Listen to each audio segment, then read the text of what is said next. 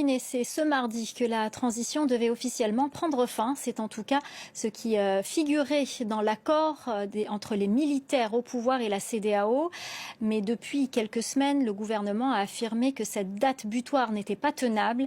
Les acteurs politiques réclament un dialogue pour définir la suite de la transition. Les détails avec Malik Diakité, notre correspondant à Conakry.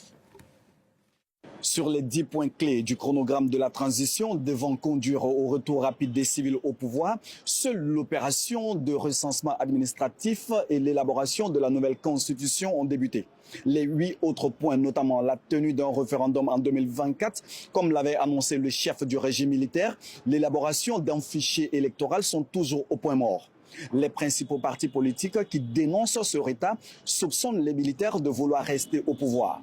Pour ces acteurs, l'urgence est d'appeler à un dialogue. Le CNRD n'a pas respecté son engagement vis-à-vis du peuple, mais vis-à-vis de la communauté internationale.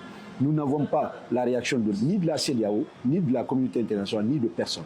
Alors, nous, au niveau politique des forces vives, nous avons décidé que nous considérons que cette transition prenait fin au 31 décembre aujourd'hui, effectivement, et qu'il faudrait se retrouver pour mettre un cadre de dialogue en place le plus rapidement possible. Récemment, au micro de France 24, le porte-parole du gouvernement avait affirmé qu'il faut encore du temps aux militaires pour mettre en place les conditions d'une stabilité durable avant d'aller aux élections. La transition, si on la considère simplement comme un calendrier et qu'on ne essaie pas de régler les sources de la crise qui nous ont conduit à cette transition, elle va se répéter dans le temps.